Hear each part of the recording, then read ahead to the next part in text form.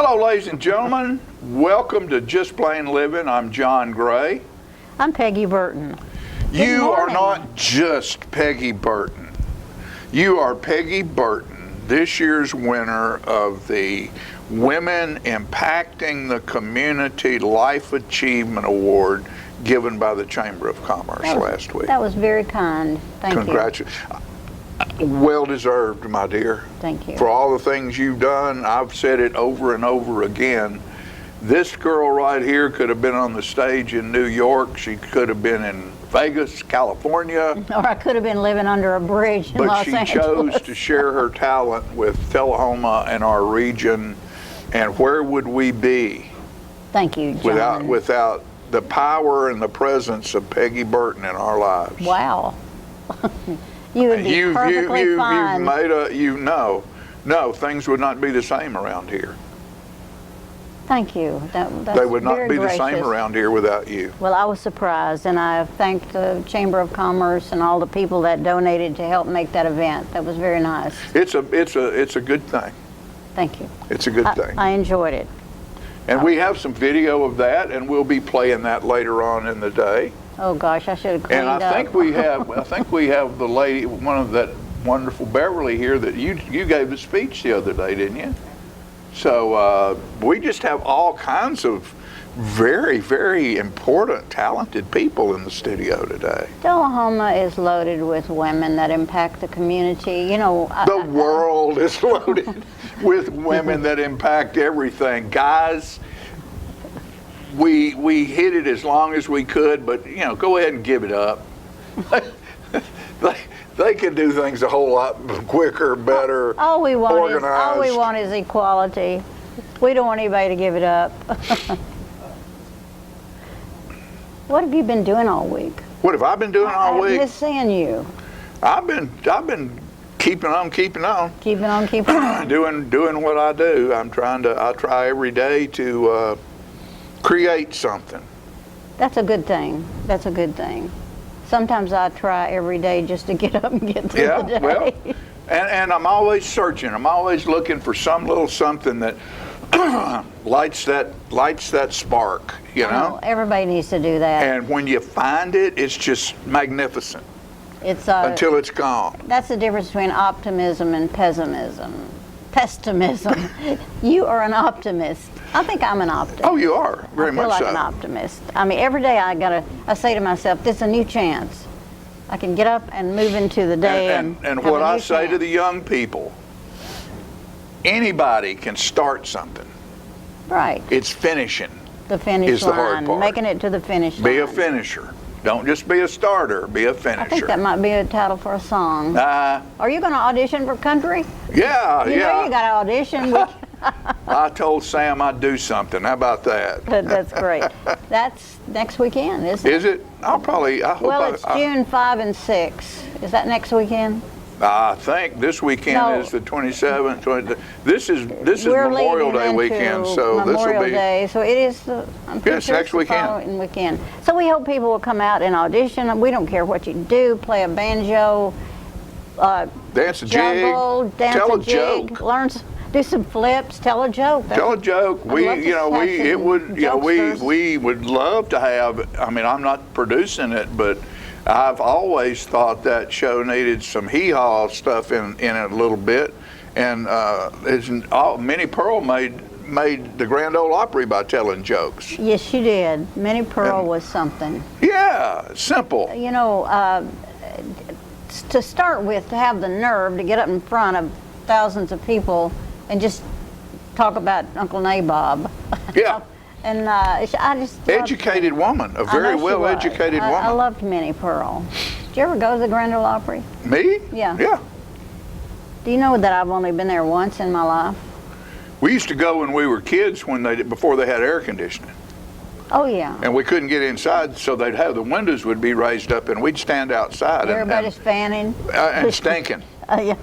It smelled because the farmers would come in right off the farm on Friday and Saturday and go to the Grand Ole Opry, and they brought every little scent that a farm has in there with them, plus a day's worth of sweat. Now you sound like you think farmers don't smell good. I never smelled a bad farmer. No, but I'm not just farmers, but working people. I know what you're talking about. And there was no air conditioning. Yeah, no air conditioning. I spent a lot of years. It had a specific scent I of its spent a lot of years without air conditioning. I know exactly what that's like.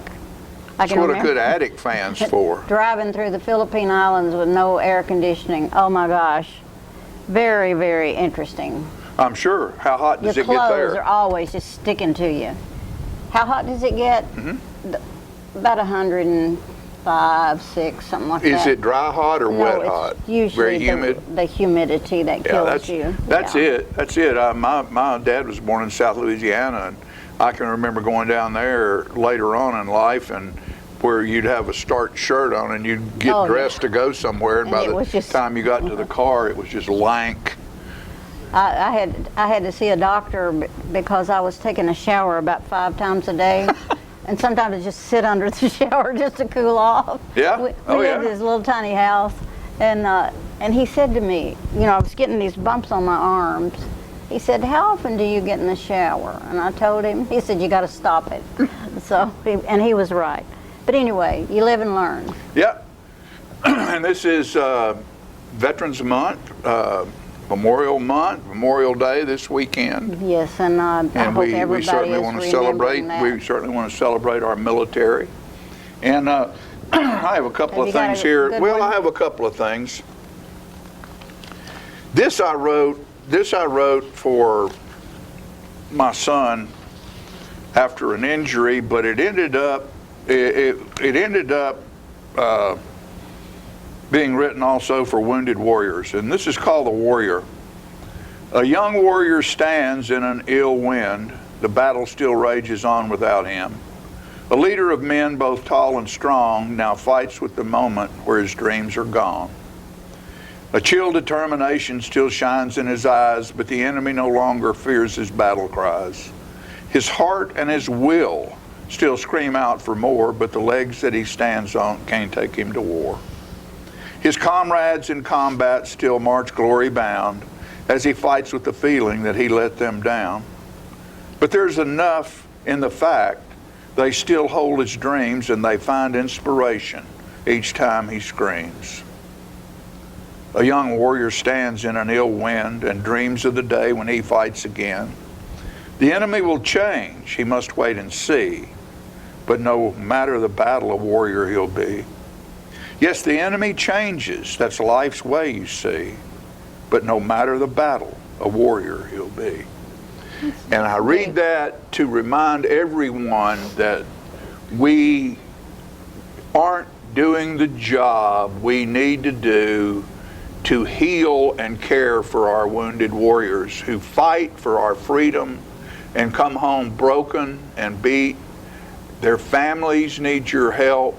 They need your help. It needs to be where they can walk to a hospital with a card and a diagnosis and get cured and get helped. Their family needs to be fed and cared for. What is wrong with the community that doesn't care for the people who fight for the freedom that you have? Please step up and do what you can for our wounded warriors and veterans. That's my stump. Well, I agree with you. It's and I love what you wrote. It comes right out of your heart. I know you will enough to know You that. might not remember this lady. I've read this before, but there was a lady in this town called Annie Mears. And Annie Mears was a trash picker. And Did she go around with a... She had a grocery cart, and Yes. I looked at Annie one day, and Annie was very tall and very, very, very thin, not gaunt thin, but she was very tall. And I looked at her, and I thought, this woman walks with nobility. I used to sit on a bench with her and talk to her. It's been a long, long time, but I know who you're talking about. And so no one, you don't know what life circumstances might have done if Annie would have been in a different circumstance. Right.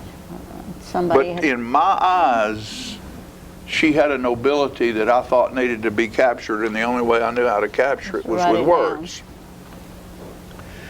Annie is noble, but nobody knows. She wanders down alleys in ragged old clothes, her cart half filled with aluminum cans, a modern-day savage who lives off the land. Her back is bored straight, her head always high. A whisper of royalty gleams in her eye. Depending on no one, she goes on her own. The smile on her face shows she's never alone. Now, we've turned this world into a real crazy place. We all run around at a breakneck pace. The clubs, the meetings, no price is too high. And when we see Annie, our heads turn with a sigh. A smile on her face, that gleam in her eye. She stops and thinks, but for the grace of God, there go I. So who's the winner in life, the great game? The banker, the lawyer, the holder of fame? Or Annie the noble who passes alone and with dignity stands at the side of the throne? She watches us flounder, our sights set so high, and thinks, but for the grace of God, there was I. Annie was noble, but nobody knew. Just not enough time, just too much to do. Wow. So, That's very touching. you know, look around you, folks. Look for the beauty outside of yourself. We've spent a whole lot of years in our society thinking only me, me, me, me. Hopefully, one thing that comes out of this pandemic that we've ventured through is the ability to look beyond yourself and see the nobility in those around you. We'll be back after this commercial break.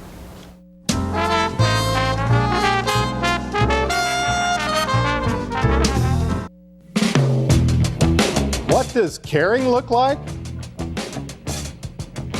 This is what caring looks like. This is setting an example for others. This is rising to the challenge. This is doing what works.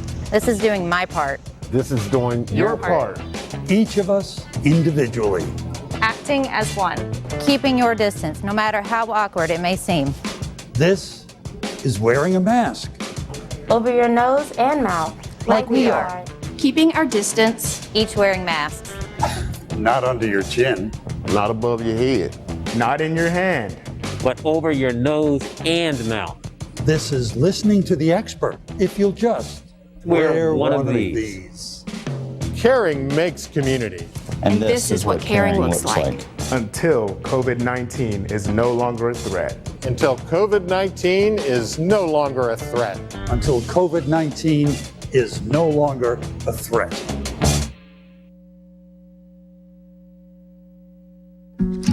If you want to be a parent, it doesn't matter how you play, what you wear, how you dance, or even what direction life takes you. You just need to be there. You don't have to be perfect to be a perfect parent. Thousands of teens in foster care don't need perfection. They just need you. Now open in Tullahoma, Parkview Senior Living, an affordable, luxurious retirement community that active seniors love to call home. We encourage a healthy, independent lifestyle with few restrictions. Abundant amenities mean you live burden-free in a beautiful, safe home with other like-minded seniors. Still enjoy friends and family, along with your supplemental healthcare needs. See for yourself how wonderful retirement can be. Tour Parkview Senior Living today. How long has it been since you raced a cheetah? Are your tornado creating skills getting rusty? Tired of being the only one in your neighborhood who hasn't built a dinosaur? Sounds like it's time to visit the Hands-On Science Center. The Hands-On Science Center is an indoor science playground. In this museum, please touch is the rule. Join us for weekly science demonstrations on space, lasers, lizards, rocks, and a whole lot more. No two visits are ever the same, so visit often to see our ever-changing exhibits and demonstrations. The Hands-On Science Center, 101 Mitchell Boulevard in Tullahoma. Get your news first, fast, and free with your news leader on 6 every Tuesday, Thursday, and Saturday nights at 6, 8, and 10 p.m. Local weather, sports, community calendar events, and a comprehensive look at the latest news stories and news makers as only a video news broadcast can do. Get it first, fast, and free with News Leader on Channel 6, your local information network.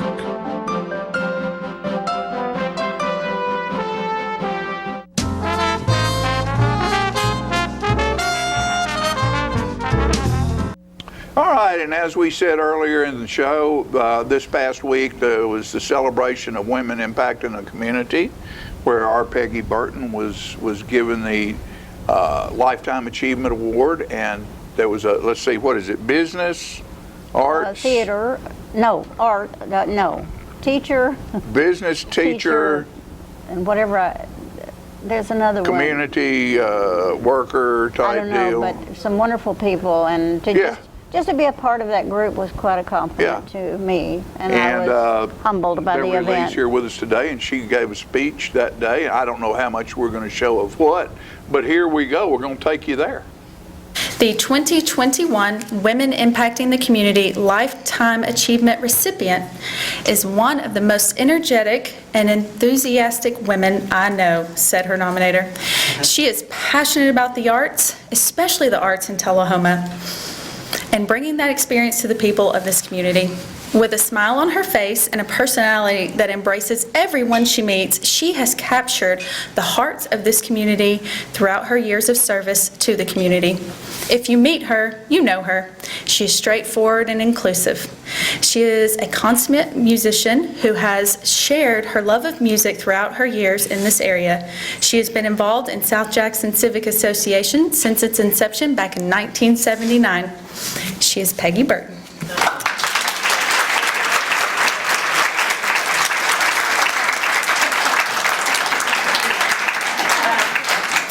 Through that venue, she has been instrumental in bringing a wide variety of arts and music programs to this area. From South Jackson Goes Country, which she founded and has directed for over 40 years now, to Jazz on Jackson, the Family Entertainment Series coordination, and to organizing Singing with the South Jackson Street Band, to directing orchestras and performing in plays, Peggy has done it all. And is doing so, she has inspired literally hundreds of adults and young people through her love of the arts. I can think of no person who has influenced and inspired more people in this community to rise up and take up her passions for the arts, said her nominator. She has used both her talent and deep conviction to the arts to reach out to people of all walks of life. She meets no strangers. She considers each person's worth. She takes the challenge of her conviction and puts it all into practice. Her goal is to provide each person the creativity to both enjoy and participate in artistic opportunities, whether that be simply being in an audience or fully participating in production. Our community has been blessed with this woman's talent throughout the years. Her lasting contributions are a tribute to her and to our community as a whole. Please help me welcome to the stage Ms. Peggy Burton.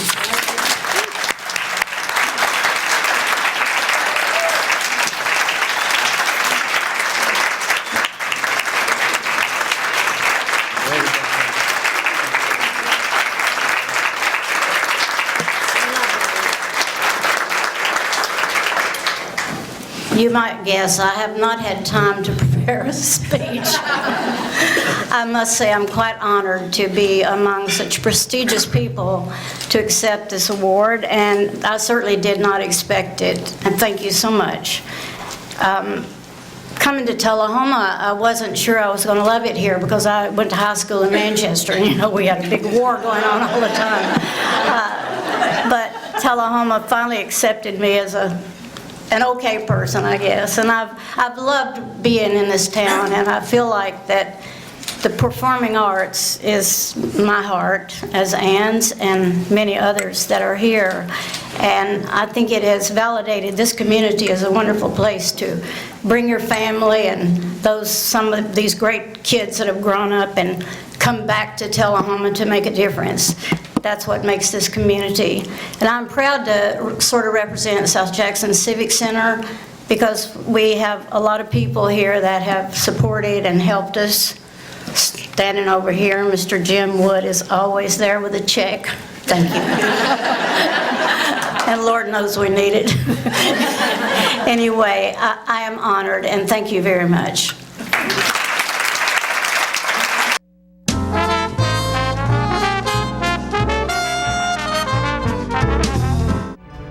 I had a knee replacement, so they've got me at Life Care, which I'm very, very thankful for. I couldn't garden, I couldn't do my flower beds, I can't chase my little dogs. I have been in several therapy sessions for knees and back. And that's the best therapist I believe I've ever been to. It's tremendous because I'm able to walk again, but if it wasn't for the care, I wouldn't be where I am. Let us champion your recovery. Life Care Center of Tullahoma. Is this the year you want to get fit? If so, check out just some of the things Tullahoma Parks and Rec has to offer. Kickboxing, aerobics, silver sneakers workouts, swim lessons, boot camp, water aerobics, basketball, Zumba, yoga, pickleball, lap swimming, treadmill, karate. Get fit, Tullahoma, and have some fun with Tullahoma Parks and Rec. The individuals with dementia, those with Parkinson's, those that have maybe mobility issues, need caregivers. Well, those caregivers are 24 hours a day at home, and they never get a rest. And if they have to go to work, they're kind of out of luck. So that's why Trinity came into existence 25 years ago, to allow the caregivers to have a safe center where they could put their loved ones, know they would be well cared for, stimulated, fed good nutritious meals, have activities to their level, and then the caregiver can stop by and pick them up and go on home and have some continuity into their life. It's not Invoice. It's not MSRP. It's not Christmas Day, although it may feel like it. It's the lowest prices in Middle Tennessee, period. It's a Stan McNabb Chrysler Dodge Jeep Ram or Stan McNabb Chevrolet Buick GMC Cadillac before these prices are gone forever. How long has it been since you raced a cheetah?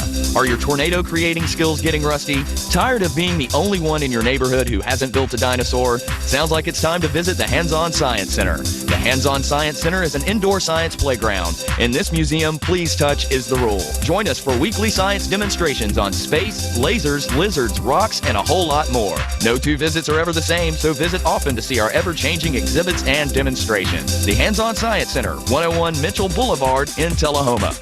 Get your news first, fast, and free with your news leader on 6 every Tuesday, Thursday, and Saturday nights at 6, 8, and 10 p.m. Local weather, sports, community calendar events, and a comprehensive look at the latest news stories and news makers as only a video news broadcast can do. Get it first, fast, and free with News Leader on Channel 6, your local information network.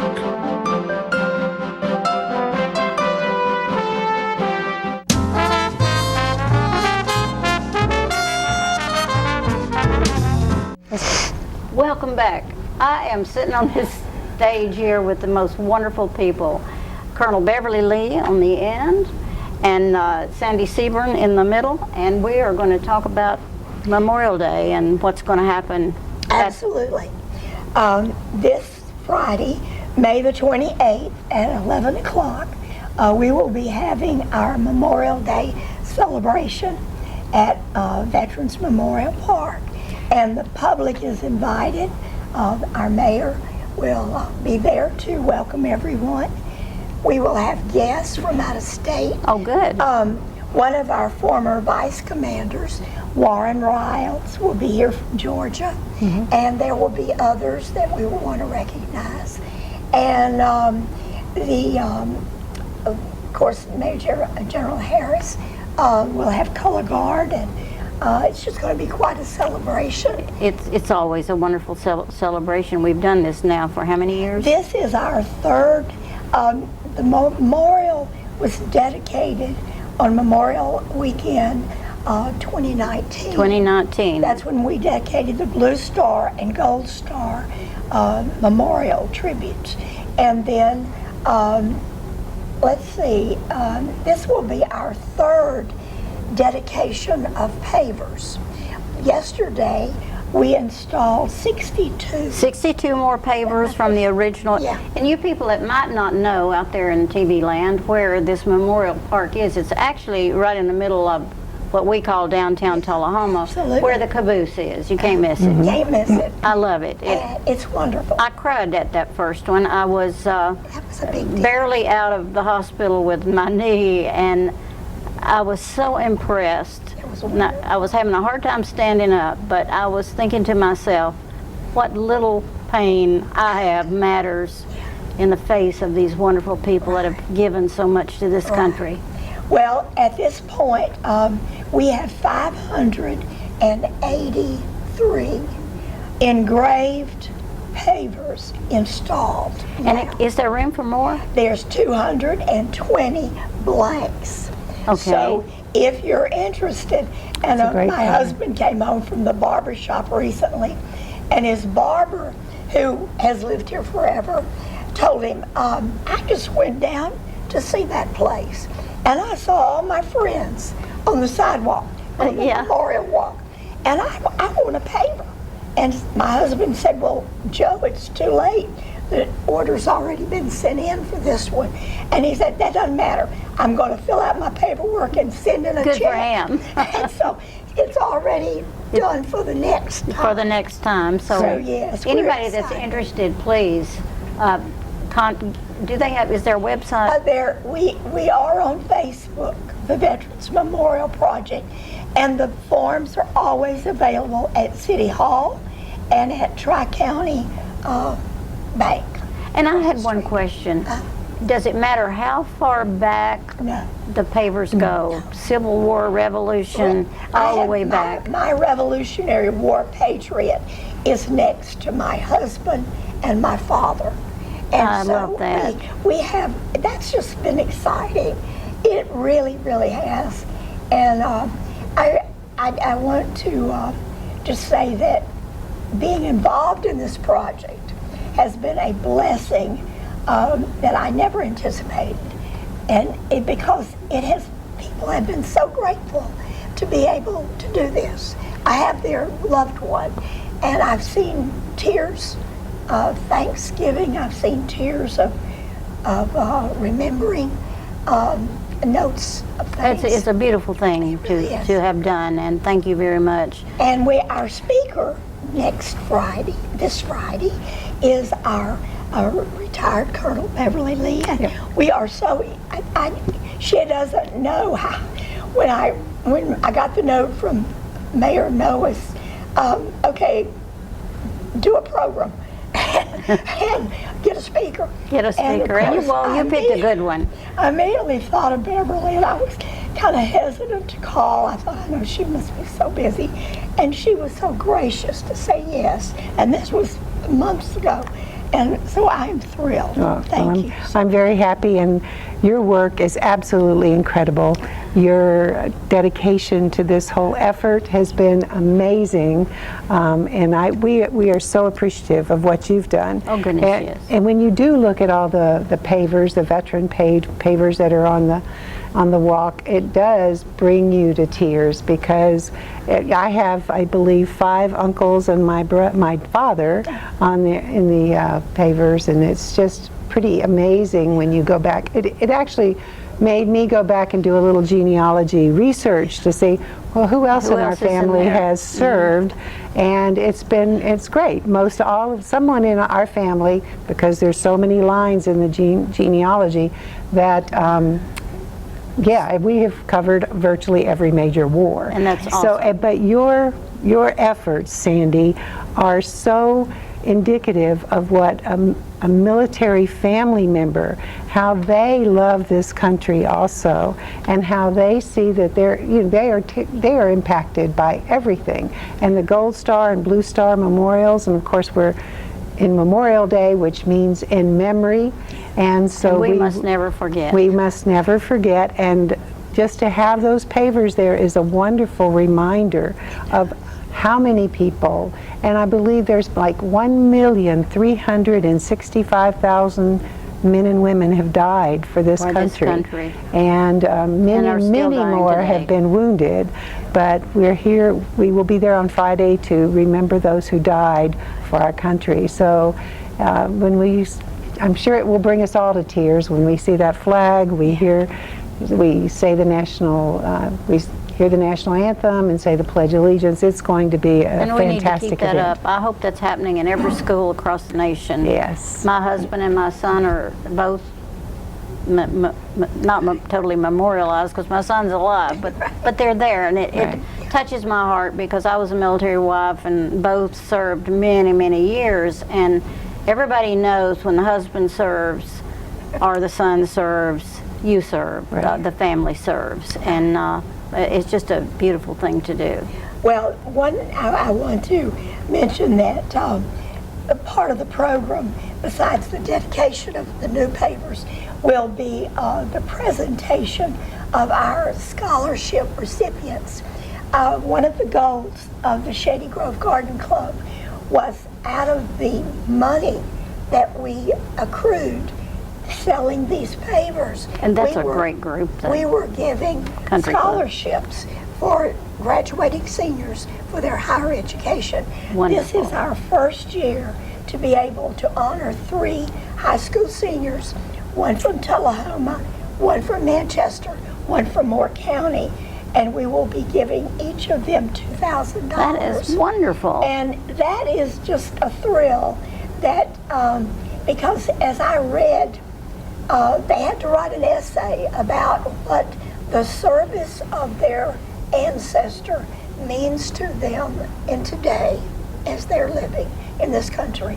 And we had proof of their service and so forth. And as we read through them and our committee discussed them and so forth, it's just been a profound impression. And so that'll be that's not been announced yet, or has it? It was in the paper. Okay, this past Wednesday, last Sunday. Anyway, it's been in the Tullahoma, paper. There was a nice article as a lead-in to Memorial Day, and their names were there, and the fact that they were the recipients of this year, the first time we've done it. It will continue as long as we have money. And as long as there's money. That's And great. so I think you all would take money, whether it's for a paver or not. Well, right? The organization, So because you use it for we all different started things. out on donations Right. at the very beginning, and so grateful to this community because they're the ones that provided the money for the pad and the Prescotts, the flagpole and the flag. You may have told me this already, but actually how many are on the paver, in the pavers right now? 583. 583, that's amazing. I first ordered 800 pavers. 402 were put in the first installation, and since then we've had about 75 the second one, and this time we had 63. And so you still have room, and I'm hoping that there will be some people out there that would like to see their loved one everyone on the is pavers. so welcome to come. You know, the time gets away so fast. I can't tell you how much I appreciate both of you. I loved your speech the other day. I just was really touched by that. I'm excited to hear this one. I really am. I want to know about this lady. I was an Army child and Air Force wife, and I know about military life. I don't know how she did it. Well, they're cutting me off in the back because they put a little note up here that says you need to get off. I'm so glad you came, Colonel Lee and Sandy. We'll be back with other things. Thank you.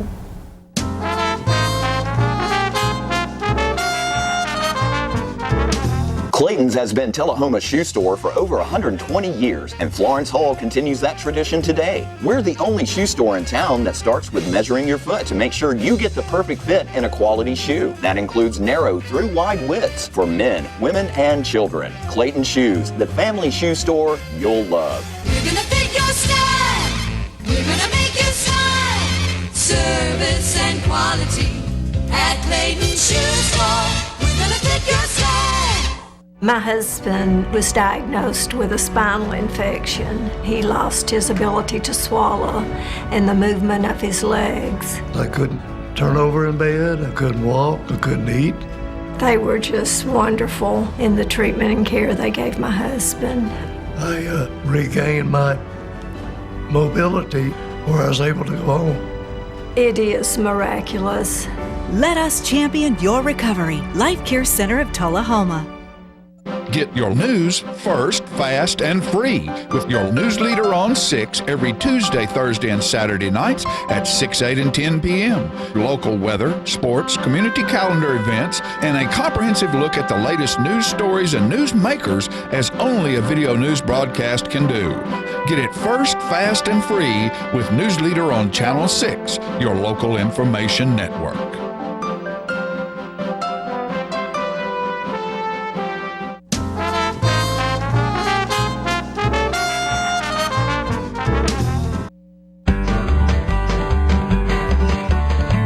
Talking history about this and that. It's conversations with John and Pat, with John and Pat, with John and Pat.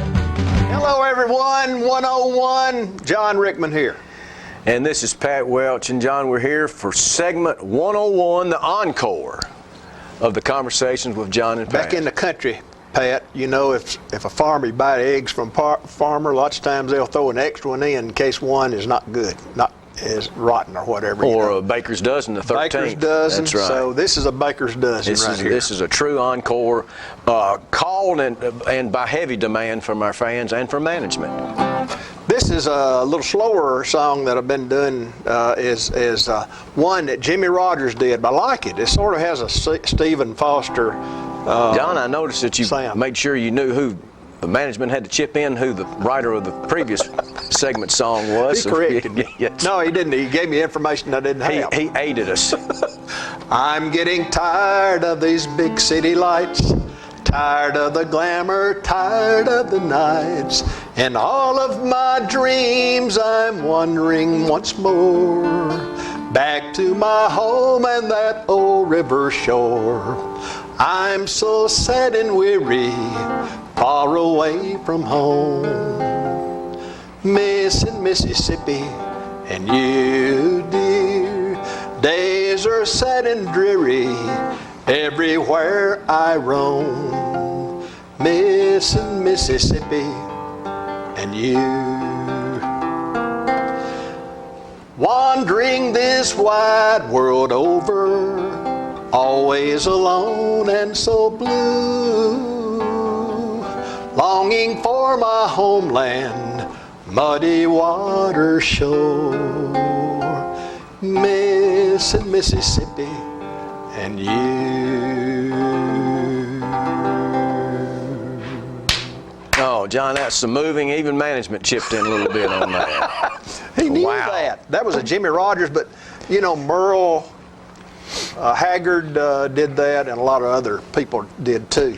It was a good song. I can't listen to anything melancholy like that with the river description in it without thinking about the old story about General Stonewall Jackson that we've mentioned before. He was mortally wounded at Chancellorsville, lost his arm, but while he's rehabbing, he got pneumonia.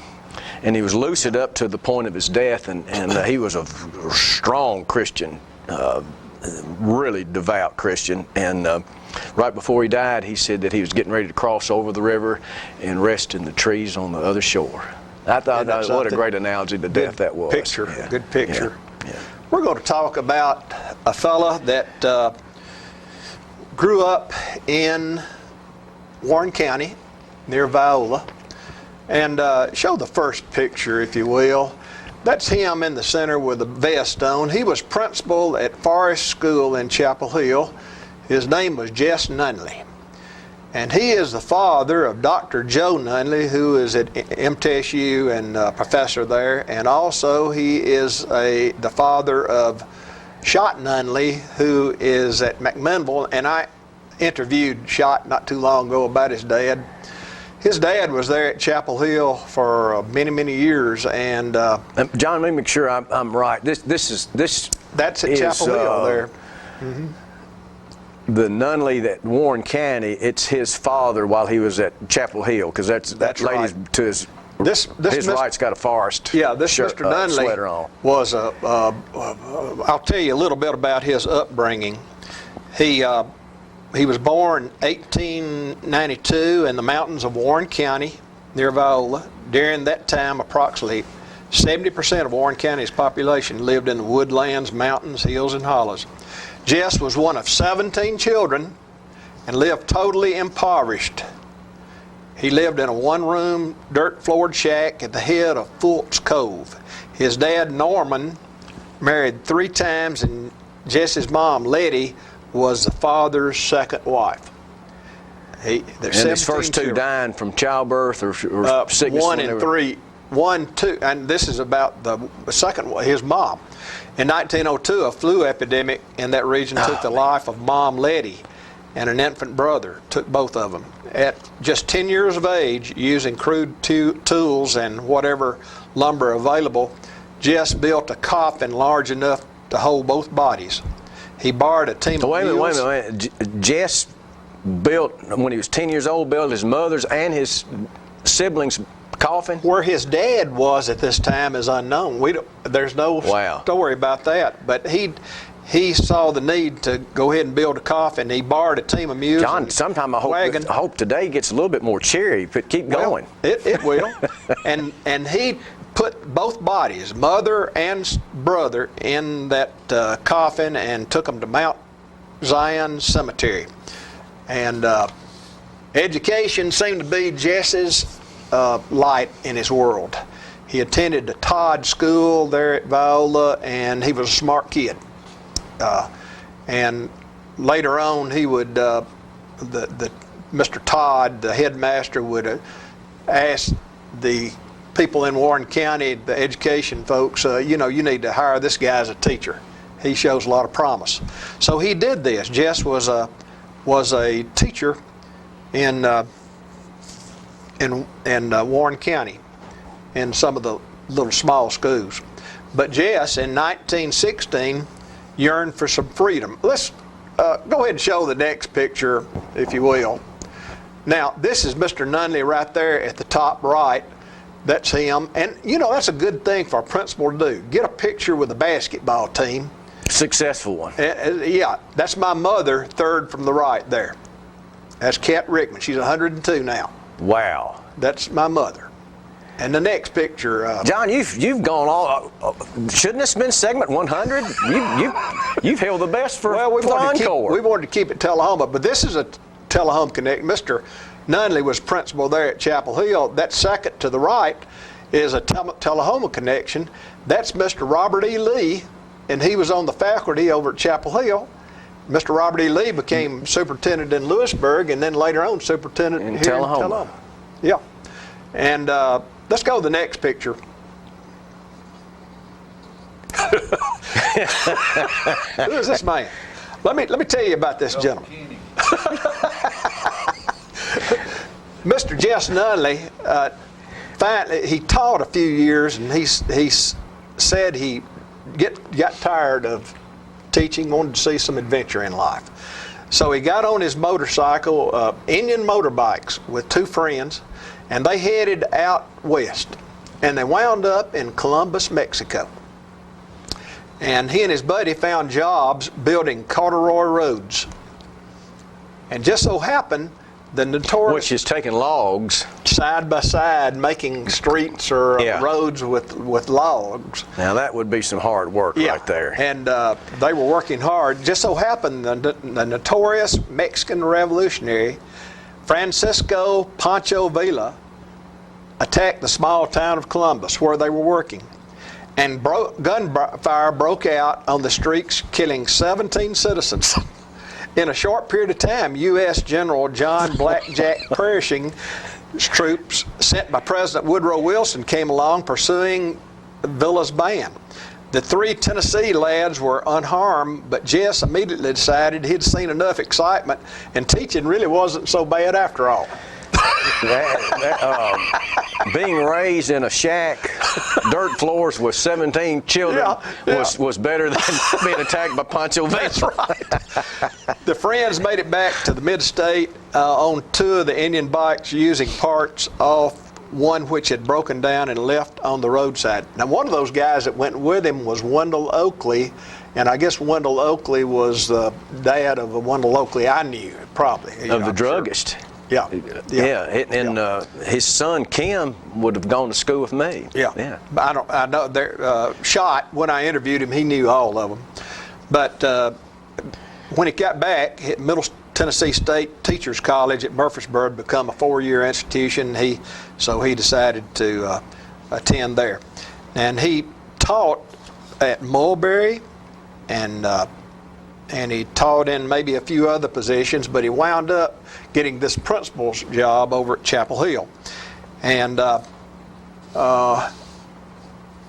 he recalled there were 2 troublemakers in the school that teachers had warned him against, and they heckled him during an assembly, and he took that was assembly, from what I understand, on opening day. Yeah, on opening day. So he'd been down there on the auditorium stage, laying the law down, and somebody's heckling. That would have. He took them both by the ear, both ears, and took them out the front steps. Said, "Don't come back till you act right."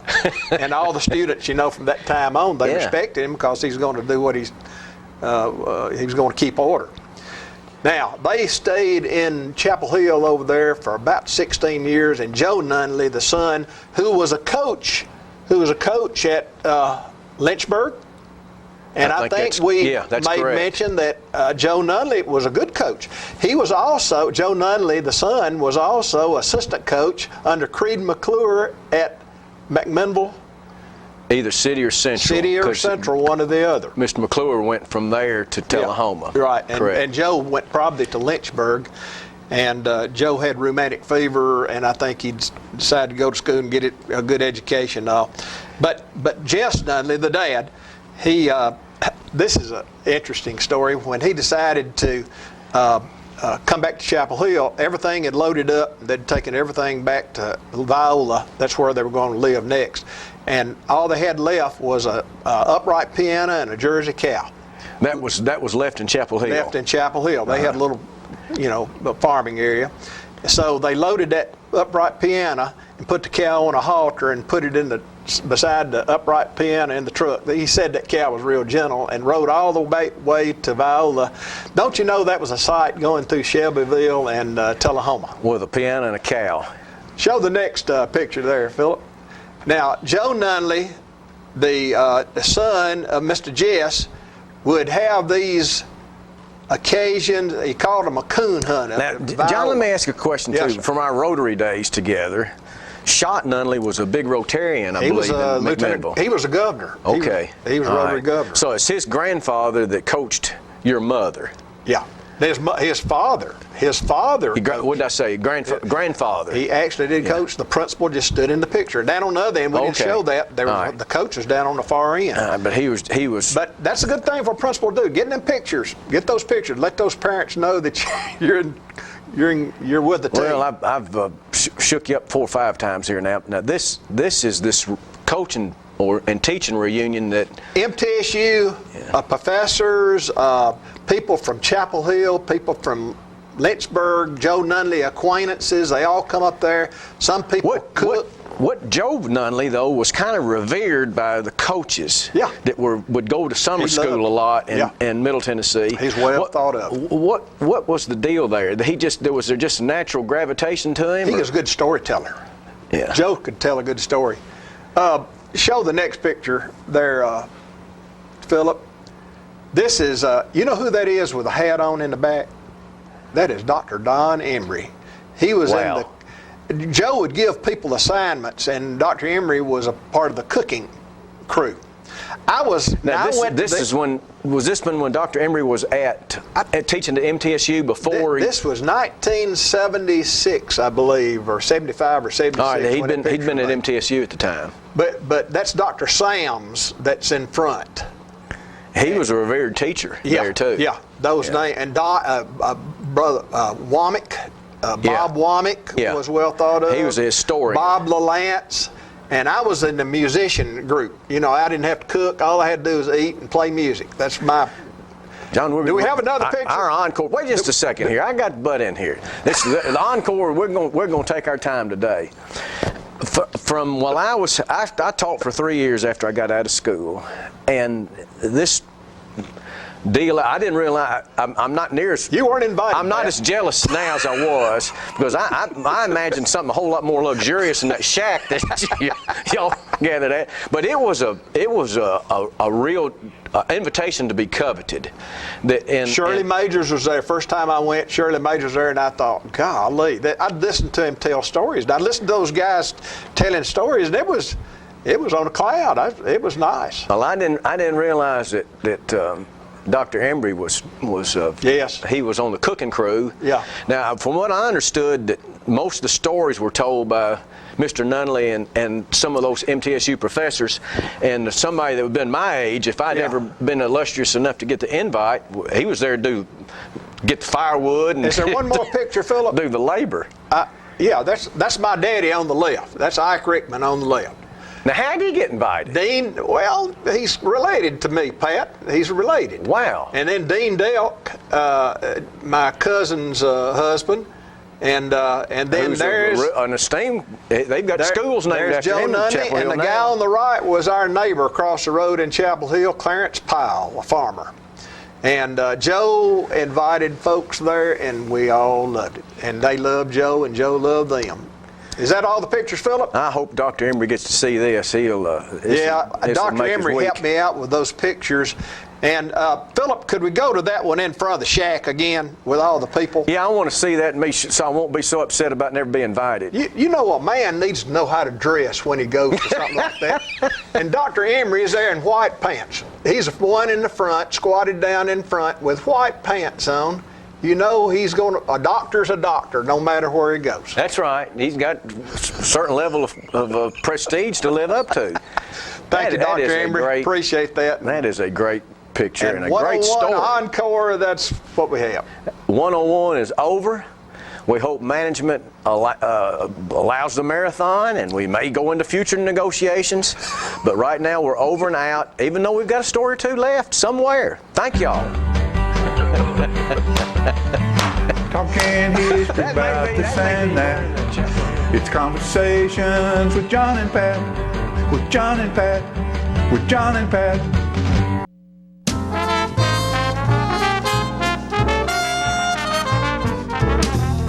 Now open in Tullahoma, Parkview Senior Living, an affordable, luxurious retirement community that active seniors love to call home. We encourage a healthy, independent lifestyle with few restrictions. Abundant amenities mean you live burden-free in a beautiful, safe home with other like-minded seniors. Still enjoy friends and family, along with your supplemental health care needs. See for yourself how wonderful retirement can be.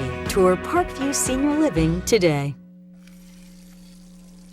Let me tell you about the toughest guy on earth.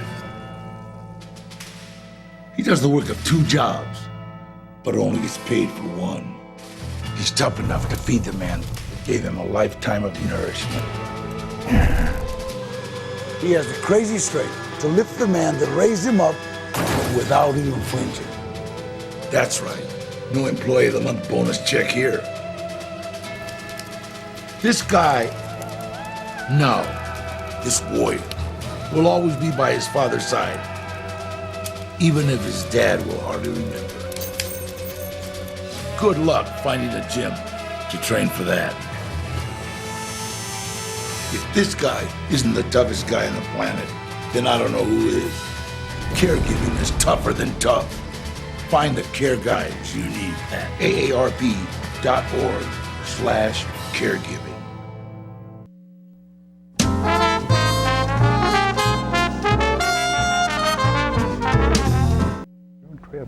All right, ladies and gentlemen, we're back, and I have a surprise guest. It just tickles me every time he's here, but he wandered in this morning, and that's our friend Jackie Duncan, and I bow down to the poet laureate of Tullahoma, Tennessee. You're a good man. Well, so are you. Thank you, sir. It's always glad to have you in here. You know, since you left the city board, you've kind of been hard for me to keep up with. See, I used to be able to catch up with Jackie every now and then because as an elected official, he had to pay attention. Well, I'm still an elected official now. I'm a county commissioner. Well, you county commissioner, Yeah. that's true. It's harder to catch up with me though out in the county. It's like That's bigger right, area. That's right, bigger area. So it's always fun when Jackie comes on because this gentleman right here, and I use that term with the greatest respect, has spent a lifetime of caring, sharing, and doing good things for our community, our surrounding area, and looking after those who need looking after and need help. And you're to be congratulated and praised for the work you've done throughout the years. And I know every time you come, you have some kind of information I do. That's important to be shared. I do. And let me say one other thing before I get into this. This year, and I want to write something, maybe a story, a little something about it before long, during the year. This year marks 100 years my family has been in Tullahoma.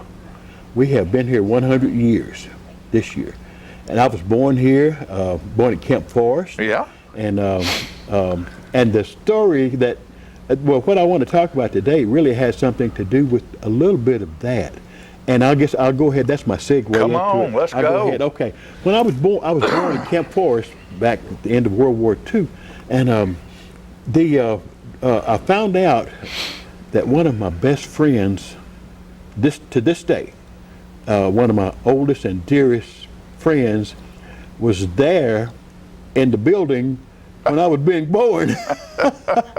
And I don't know how God manages to bring us together. We all might be a part of each other's destiny. You know, we just don't know. Right. And if you've met somebody, they was meant to be in there some kind of way, you know. But anyway, I want to talk about today is my friend Tommy Gwynn, the last of the Rangers. He calls himself the Lone Ranger. And he's the last of his, I think, the 30th Division Rangers that he was a part of. And for those that don't know Tommy Gwynn, I know most everybody does. He's just a staple around Tullahoma. You go to Kroger and you'll see him most any time that he's shopping. He's in his little cart. And Tommy Gwynn came here, that was back, I know that was in 1945 now when I was born at Kemp Forest. And he was there I found out later he was getting dental work done, and which didn't hold up obviously because he ain't got a tooth in his head today, but he's a good man and a fantastic guy. And what a great story. Oh God, yes. And so, but anyway, that was how I guess we met but didn't know each other. You know, we came together but they were on the same premises and didn't know it. And later on, roll the clock forward, and I met him really to really know him. It was back when he was out of the military, and he'd already gone and served World War II and Korea. They called him back for Korea. He was such an awesome force in World War I. They had to get him back for the second act for Korea. Right. So and I'll go ahead into this. He was a hero, world hero, and fought on the front line in World War I. And all the big battles, I say all the big battles, most of the big battles, I think. And then I've got the list. He has all the memorabilia at his home, all his medals and everything. I think a lot of people have gone and seen his medals. And he even has medals from the enemy, doesn't he? Oh, he does. He's recognized by the enemy. He does. As a force. He does, as a vital force. He, I know in World War II, he was captured twice. And he was a prisoner of war twice. And he escaped both times. You talking about bad? That's bad. That guy That's is a bad. man. Bad man. And he's just an awesome force. And back then, and he has won just about every medal. The French government sent him a medal back just a few years ago. And I mean, he's going to turn 102 next week rather, on the 2nd of June. And I'm here today to highlight that. I just want to acknowledge it, make sure everybody knows we've got a world-class we've got a world hero here living amongst us. A world hero, not just a local hero, but a world hero. And he did such an awesome job in Korea. One Korean author wrote a whole book about him, and got his picture. He showed me the book, and his picture is the only picture in the book. But the book is about him. I couldn't read a word of it, but because I can't read. You can't read Korean? No, I can't read Korean. But it was. He has shown me all these things, and he loves, he marvels in telling everybody, a little bit of this story, a little bit of that story, and whatever else. But he's just an awesome force, and he's right now, and he's got a Sunday school class that follows him and backs him, and all these things, and they did a birthday party for him a couple of years ago, and that's when I first found out about when his birthday was, and all this, and was made aware of it, and I knew he was on up there. I'd run into him in the grocery store, and that's my favorite place and his favorite place too. So it was my mother's favorite place. My mother found him first, long time ago, and the first time I met him was when he came and was. My mother had hired him to come and work on our TV, and so anyway, he was a good TV repairman too back during his day. And I was just a young man then. I'm got a few years, after over on that, but he used to do our TV repair, and I met him then, and I remember him from then. And of course time rolled on, and I didn't see him for a long time, and one day I ran into him in the grocery store, and we just talked and had a great time. We just kind of reconnected and connected like we never had before, really. Right. And he's just an awesome force, and I just a godly man. He loves the Lord, and he just and I guess that's why the Lord loves him. That's why he's still here. Wow, Ain't no doubt about it. And this will be his 102nd birthday. Well, anyway, last year with the virus, right before the virus came, he called me and left a message. Rob Norman is his good friend. Rob Norman. I was going to say Rob Norman is a wonderful young man in his right, in many, many ways. But Rob has dedicated himself to Mr. Gwynn, and has made sure throughout the years that he got to the veteran celebrations and the different things that happen in this town that maybe without Rob he might not have been able to get there. That's true. And Rob is to be congratulated and thanked for that. Yes, he is. And I had a gentleman that I took care of in that same manner that was a World War II veteran, and his name was William Bryant. And my sister Linda took care of him and would get his medicine out every day and whatever, and would take care of him in that fashion. And I found out later on, of course, she passed him on to me. This was Mr. Bryant now, and he's a fine man. He fought on the front lines in Normandy also. I have met and been acquainted in real good, close manners with several people who fought front line in the military back during World War II. And another gentleman, Mr. Ensel, Herb Ensel, fought in Panama, I believe. Right. And I knew him. He was a good friend. He helped me out a lot when I first bought my house, and he helped me with some work over there. He was doing that type of work at the time, and he was a dynamic friend. I mean, a good man of God. And so anyway, I've known some great people that I have honored in my life. Just when I used to do the poem when I was on the city council, I do the poem for the Veterans Day program over at for Veterans Day program at the Civic Center, and so anyway, I would always honor these gentlemen, and because I would remember them from I knew what they had done for this nation, this great nation, and it just touched my heart in such a way. I said, I've got to bless them any way I can. I should take Mr. Bryant to do his to the VA, same way Rob does Mr. Gwynn. And so we all need somebody maybe as we get older, and it's a blessing to have somebody there. Jackie, a couple of years ago, we celebrated at our American Legion post because we had 400-year-old veterans. I remember, yeah. Mr. Gwynn, Mr. Lowhorn, Jim Fuqua, and I can't remember who the fourth one was for some reason. But Mr. Gwynn's the only one left. Yeah, yeah. He again is the Lone Ranger. Yeah, amen. Yes, he is. So If you have any way that you can send a wish to Mr. Gwynn, you say his birthday is when? June 2nd. June 2nd. And he's please First Baptist find a Church. way to do it. Yeah, First Baptist Church would probably. I haven't talked to anybody at First Baptist Church, but I'd like to get a worldwide campaign going. You know, we've been honoring people all over the world. I see them on PBS and other stations where the news where they honor a lot of gentlemen who have done some great things, ladies and gentlemen who have done great things, and I want to get Mr. I mean, he is that caliber, and, and even greater, you know, than he's just done so much and in so many ways, and I just want to bless him, and he loves a little bit of attention every now and then. You know that? No, not Mr. Gwynn. Oh, Mr. Gwynn, he's awesome, and he's a good guy. Yeah, he's a good guy, and I just want to see him. You know, and at 102 years. You know, he might not be here. I'll never get there. Well, and I look for him. He's tough enough to get to 125. You know, he might. He might be that tough. But anyway, he's just a good guy, and I want to see him honored as. I hope I get to see him be 125. Yeah, I do too. Don't you? I do too.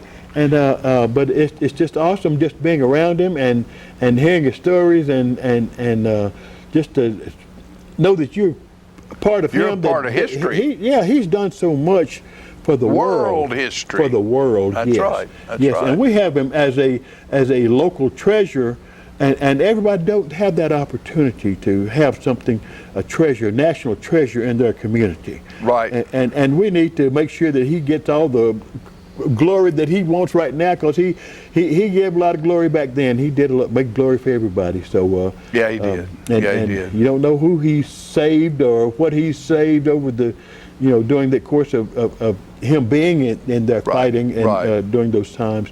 But he's just an awesome force to be dealt with. But he had such a sweet story, and he told me that left a message on my answering machine. I'll never erase that message, and. He told said that he had called me earlier and talked about wanting to have a big birthday party, a huge one. Said for the 4 years that he was in the military, said didn't have a party.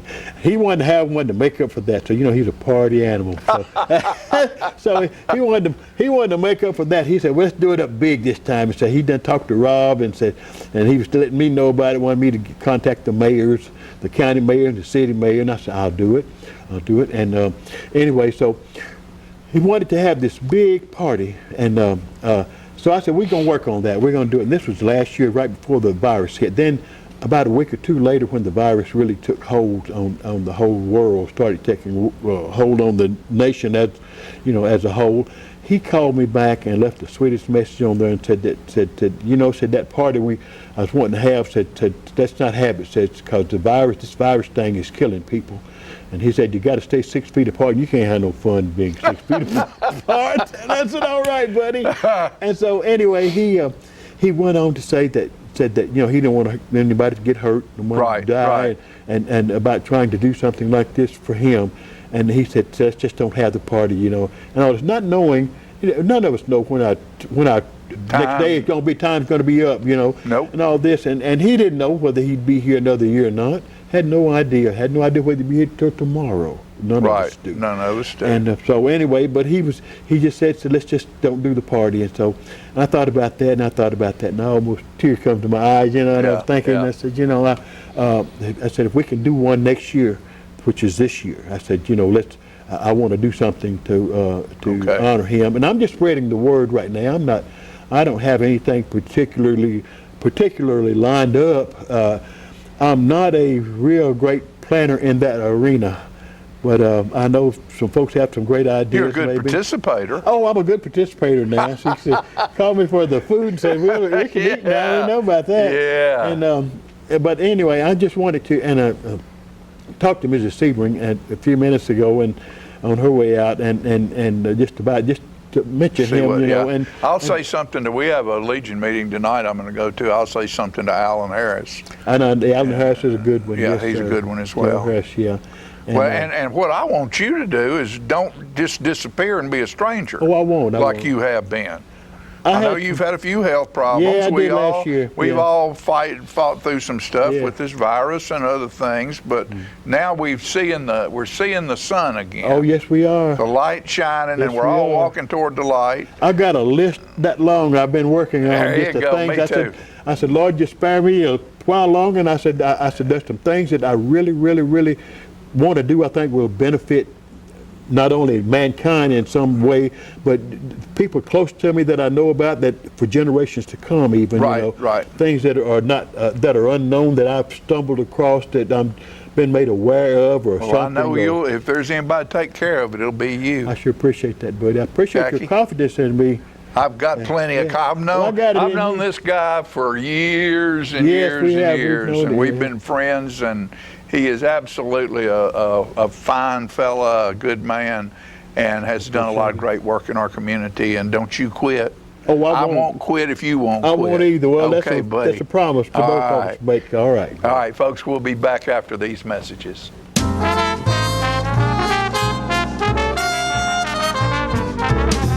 Oh, hello, ladies and gentlemen. This is the paint. Uh-oh. I just knocked a tree over. This is the paint doctor. I got the color wheel. Now, you know what a color wheel is? It is the wheel at the paint works where you pick all your colors to paint your room. It could be a multicolored beard. It could be a underarm fan. You never can tell. One thing we do know is that it's time to paint. You know, you can make your wife very happy if you go to your house and paint some rooms, or you paint the outside of the house, the inside of the house. It makes them feel very good because you work hard for them and they like that. All women like to see their man sweat, you know? They do. Honeydew is what they do. And you get to do it too. So you go to the paint works at 1960 North Washington Street and you see David Heikkinen over there, and he's the real paint doctor. He fix you up with color. It's so nice when the color is right. Go to Paintworks today. Martin Senor. See? Martin Senor. Right there. Martin Senor at the Paintworks. Bye, and we see you next time. I'm burning up. You know what, guys? There's a lot of tree branches and dry brush over here. We should probably move the bonfire over there.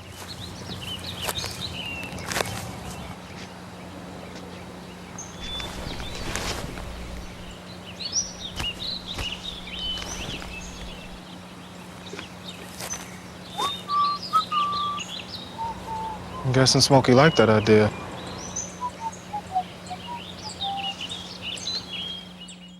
Okay, so what would you bring to my company? What do you need?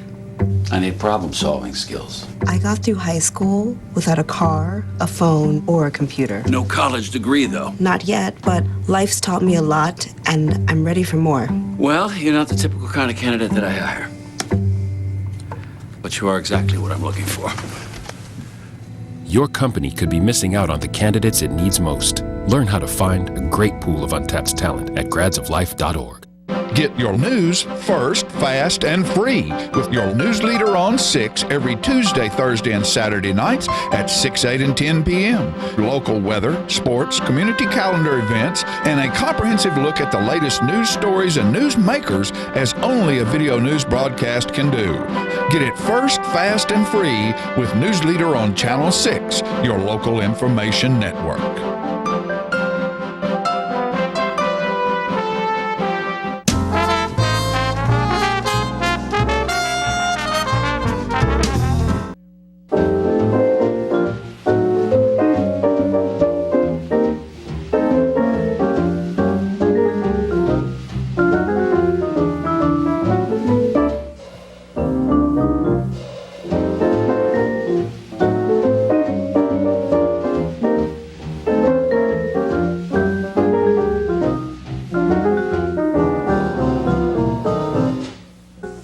Hey, good morning, all you friends and viewers out in TV land, and thank you for our lady camera ladies that put it on the screen. If it wasn't for them, you'd never see a thing. And John, thank you for that introduction. It's always fun to be here and to share things and history and special events with our friends in TV land. You know, Flag Day is a special day. Old Glory, that has just been a wonderful tribute to our country and the patriotism that it embellishes, and the Pledge of Allegiance to the flag, and all those things that make it near and dear to us. I read in the paper the other day about a veteran that said the veterans are almost forgotten, but said that every time that he sees the flag or hears the Star-Spangled Banner, it gives him cold chills because what it stands for, the freedoms that we enjoy. I thought I'd share with you today, even though Flag Day was yesterday, a wonderful reminiscing remembrance of a flag that meant a whole lot to a lot of people, especially from 1941 to 1946, when the government announced that they were going to build a big army post in Tullahoma, Tennessee, and Governor Prentice Cooper named it for our great Confederate cavalry general, Nathan Bedford Forrest, and it was called Camp Forrest in honor of that great general.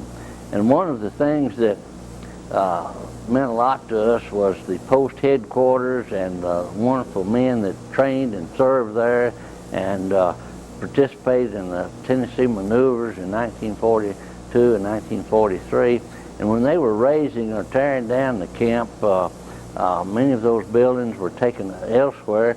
For example, the Red Cross building on South Jackson Street was the Red Cross building at Camp Forrest, and it's still being used for the original purposes that the Red Cross was established for 83 years ago, and it maintains that building. But the significance of Flag Day came to mind that we rescued the post headquarters flag, that when the post headquarters were torn down, we rescued this flag, and this is the official 48 star flag that flew over the post headquarters at Camp Forrest, and has a lot of meaning. It was tattered and rusty and faded somewhat, but the meaning of the flag is still with us, that it flew and was the headquarters for the camp, and it's tattered on the ends, but occasionally an old veteran from Camp Forrest days would come by and see us, and we'd cut off a little square of the tattered end and give him so that he can have a memento of where he was trained, and he brings his children down. One of the veterans from Cleveland, Tennessee, Mr. Murray, was at Camp Forrest and on the maneuvers, and his grandson kept asking him, "Grandpa, where were you and what did you do during the war?" And so Mr. Murray wrote a book and entitled it "Grandpa Saw It Happen," as a tribute to his grandson. And on another occasion, another topic, they mentioned soapbox derby a while ago. I saw my first soapbox derby in Dallas, Texas in 1936, and all those children that made their racing cars were just so excited about it, like they are here, and we're looking forward to that event. I believe it's on the 24th of June. It'll be real good. But this Saturday, of course, is the Southern Wheels and Spinning Wheels and Wheels in Motion. It's always a great show at South Jackson Civic Association campus there. And if you like older cars, well, come down. It's June the 17th, and it'll be a great day. We're hoping the weather will be good. If you like old cars and reminisce, that'll be the place to go, which reminds me of my grandfather's first motorized delivery truck in 1920. I think it was either a Dodge or a Ford, but that was the latest and the most up-to-date delivery truck in Tullahoma. I don't know whether he shot his mule that delivered groceries or the mule just died. But this is a modern, up-to-date, one-of-a-kind truck. I wish I still had that old truck. And that, I think, was about the same model of the first fire engine that came to Tullahoma. It was a real modern, up-to-date thing, and I think the pump on that old fire engine was probably a better pump than anything that we can have today. A lot of things to cover, a lot of reminiscing, and a lot of joy that brings back good memories from Tullahoma. We thank you for watching and hope you have a good day. And let me remind you that this is not the end of the story, because there's a whole lot more to come. Thank you and good morning.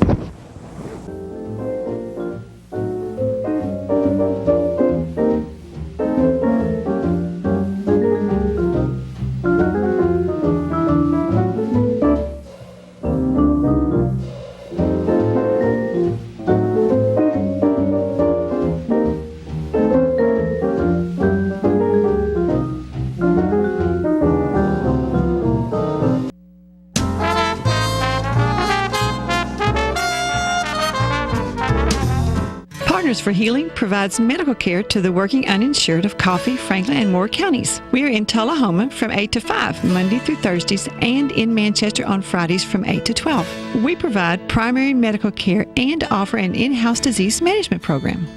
My name is Rosie Mitchell, and I would just like to say I am blessed to have partners in my life. Please call 455-5014 for more information. Thank you for being one of our Partners for Healing. Hello, this is Janie Price. When my husband Ray Price would tour across the country, his favorite place to dine was Cracker Barrel Old Country Store locations. His favorite thing to order was the Uncle Herschel. And the beauty of it all is forever, you'll be holding me to. I miss Ray dearly, and I'm so proud that his last album, Beauty Is the Final Sessions, is available at his favorite restaurant. A love affair.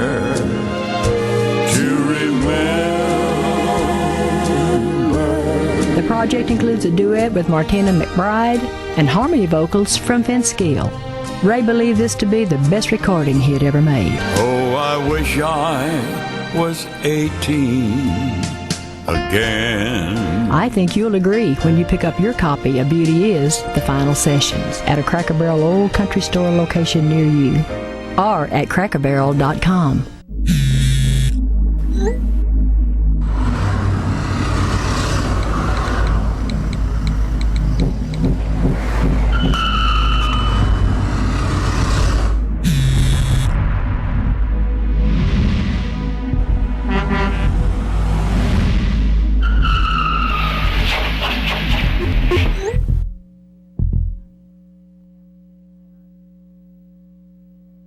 Get your news first, fast, and free with your news leader on 6 every Tuesday, Thursday, and Saturday nights at 6, 8, and 10 p.m. Local weather, sports, community calendar events, and a comprehensive look at the latest news stories and news makers as only a video news broadcast can do.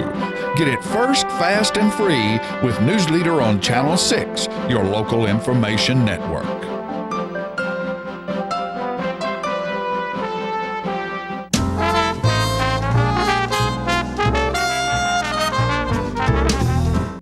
All right, folks, we're back, and we just had graduation recently. I know, wasn't it fantastic that they got to do a normal graduation, semi-normal graduation, sort of, yeah.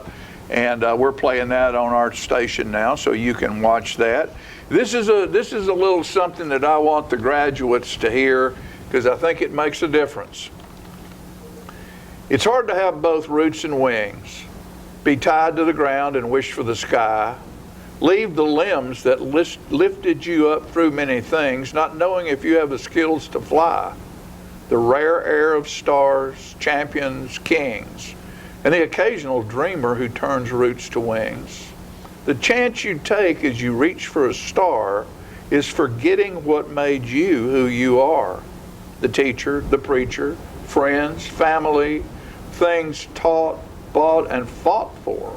So you can see the region above where the free bird's voice rings and the occasional dreamer turns roots to wings. It's hard to have both roots and wings, but the few who achieve it can have anything. Stay grounded enough for the race to be won, yet soar through the heavens and shine like the sun in the rare air of stars, champions, kings, and the occasional dreamer who turns roots to wings. I love that. So, you young people leaving, Go out and search for the greatest thing in the world, but no matter what, don't forget who you are. And realize that you only have to be true to you. I always think of Dr. Seuss. Oh, the places you will go. That's right. I love that. And the places you will go, but you, no matter who you are, remember you are good enough. Right. Don't change yourself for the wishes and whims of someone else or riches and fame, because all that goes away, and when it's all over, you're left with yourself. Be proud of what you're left with. Self-improvement is still good for you. That's right. That's right. Be true to yourself. Oh, we have and some. You'll end up being a local star like Peggy Burton. We have some wonderful graduates at Tullahoma High School. And, we have a wonderful small town. How great is it for somebody for us to be able to do this show here? We've done it for almost 30 years. We've been on the air, and have somebody like Jackie Duncan just walk in the door and say, "Can I have some time this morning? I want to talk to you." No. Isn't that wonderful to have somebody of his caliber? Right. What a wonderful man. He's done a lot for this community so many things. And the world. Yeah. He has had an influence on my life. His sister has had an influence on my life. Great family, and I remember their mom. She was a neat lady. Yeah. And so, I guess the moral to the whole thing is, go out and do something good. Yeah. You know? Think about more than just me. Think about more than just yourself. Go share what you have with someone else. And say you're grateful to a veteran. Yes. We have so much to be thankful for. Celebrate Memorial Day, and don't get too sunburned. Right. Don't drown in the lake. Don't drink too much beer and wreck your boat. Oh, I know. But enjoy yourself. Eat a bunch of hot dogs and wrap yourself in a flag. Enjoy the Memorial Day weekend, but remember why you're enjoying it. Yeah, for those veterans who fought for your freedom.